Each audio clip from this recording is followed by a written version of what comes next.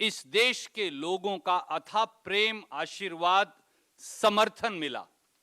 जिस प्रकार से लाखों करोड़ों लोग कन्याकुमारी से दिल्ली तक श्री राहुल गांधी और भारत जोड़ो यात्रा के साथ कदम से कदम मिलाकर चले, जिस प्रकार से देश में बेरोजगारी, महंगाई, वेल्थ के अनइक्वल डिस्ट्रीब्यूशन और नफरत की राजनीति के खिलाफ माहौल बना, भाजपा नेतृत्व उससे घबरा गया है। नई नई बेवकूफियां हर रोज करते हैं। कभी वो यात्रा और यात्रियों को बदनाम करने के आए दिन नए सतत प्रयास करते हैं। कभी कोरोना की आड़ में भारत जोड़ो यात्रा को रोकने का षड्यंत्र करते हैं, और कभी उनके फेवरेट टॉपिक कांग्रेस के नेतृत्व पर झूठे इल्जामात लगाकर मुद्दे भटकाने का काम करते हैं। बरगलाओ, भटकाओ और किसी तरह से हो सके तो डराओ, केवल यह धंधा बन गया है मोदी सरकार और भाजपाइयों का। साथियों, आज भारतीय जनता पार्टी के, मुझे उनकी डिग्री पर तो शक हो गया है, एक प्रवक्ता ने दो बड़े झूठे इल्जामात सार्वजनिक पटल पर लगाए। एक, उन्होंने कहा, नंबर एक, भाजपा के लोगों ने और उनके प्रवक्ता ने कहा कि कांग्रेस की सरकार ने 2008 से 2013 के बीच बीकानेर में राजस्थान के किसानों की 1000 बीघा जमीन छीनकर दो फर्जी व्यक्तियों हरिराम और नाथाराम को दे दी। दूसरा इल्जाम लगाया कि यह जमीन बाद में, इसके बाद स्काईलाइट हॉस्पिटैलिटी और रॉबर्ट वड्रा जी को बेच दी गई, और इस पर जो एफआईआर दर्ज हुई, उन्होंने यह भी कहा प्रत्यक्ष या परोक्ष तौर से कि रॉबर्ट जी पर कोई एफआईआर दर्ज हुई और वो एफआईआर क्वैश करने की उनकी दरख्वास्त हाईकोर्ट ने खारिज कर दी। ये लबो लबाब उनके इल्जामात का है। मेरा यह कहना है, सच्चाई को आवरण की जरूरत नहीं और झूठ को कई वस्त्रों की, कई परतों की आवश्यकता पड़ती है। मैं कुछ तथ्य आपके समक्ष रखूंगा और आप खुद और देश अंदाजा लगाए कि झूठ कौन बोल रहा है, मिथ्या प्रचार, भ्रामिक प्रचार, दुष्प्रचार कौन कर रहा है, नौटंकी कौन कर रहा है और सच्चाई क्या है।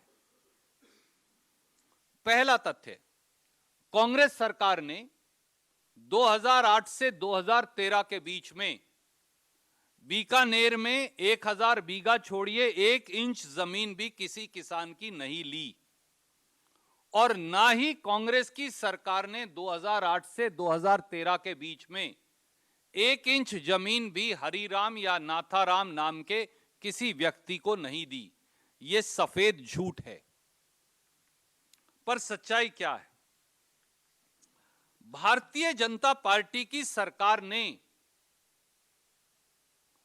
फरवरी 2007 में बीकानेर में गजनेर गांव तहसील कोलायत की जमीन दो व्यक्तियों हरिराम और नाथाराम को अलॉट की। वसुंधरा राजे जी उनकी मुख्यमंत्री थी। भाजपा सरकार ने फरवरी 2007 में यह जमीन उनको अलॉट की। 19 नवंबर 2007 को, तब भी भाजपा की सरकार राजस्थान में थी, नाथाराम ने इस जमीन में से 12.6 हेक्टेयर जमीन एक राजेंद्र कुमार को बेच दी, और उसी दिन 19 नवंबर 2007 को जब भाजपा की सरकार थी, हरिराम ने लगभग 19 हेक्टेयर जमीन एक किशोर सिंह को बेच दी।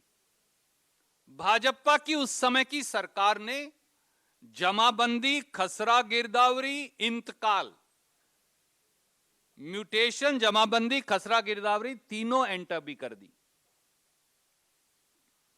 इसलिए एक बात साफ है, जमीन भाजपा ने अलॉट की।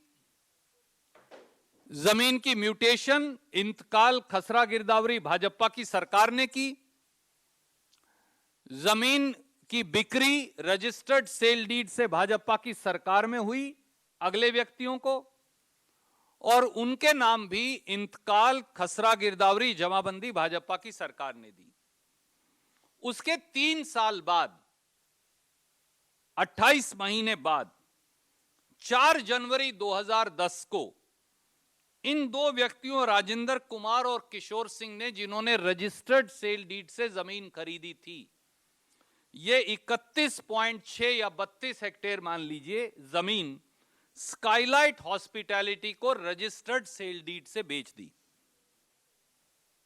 कोई अंडर वैल्यूएशन का इल्जाम नहीं, इट्स ए मार्केट ट्रांजैक्शन जो 3 साल बाद उन्होंने खरीदी। 8 अगस्त 2014 को, उसके लगभग 3-3.5 साल बाद, सेटलमेंट कमिश्नर बीकानेर ने यह पाया कि ओरिजिनल जो बीजेपी की सरकार ने अलॉटमेंट की थी नाथाराम और हरिराम को, वो गलत थी, इसलिए उन्होंने उनकी अलॉटमेंट कैंसिल कर दी। नतीजन वो सेल डीड भी बेकार हो गए। और नुकसान किसको हुआ? नुकसान हुआ फाइनल खरीदने वाले को, जिसका नाम है स्काईलाइट हॉस्पिटैलिटी और रॉबर्ट वड्रा जी। उनके पैसे खत्म हो गए, जमीन भी चली गई, और ये जमीन राजस्थान सरकार को वापस चली गई, और 2014 से आज 2022 तक ये जमीन राजस्थान सरकार के पास है। तो नुकसान केवल एक व्यक्ति को हुआ, वो हुआ स्काईलाइट हॉस्पिटैलिटी और श्री रॉबर्ट वड्रा का नुकसान हो गया।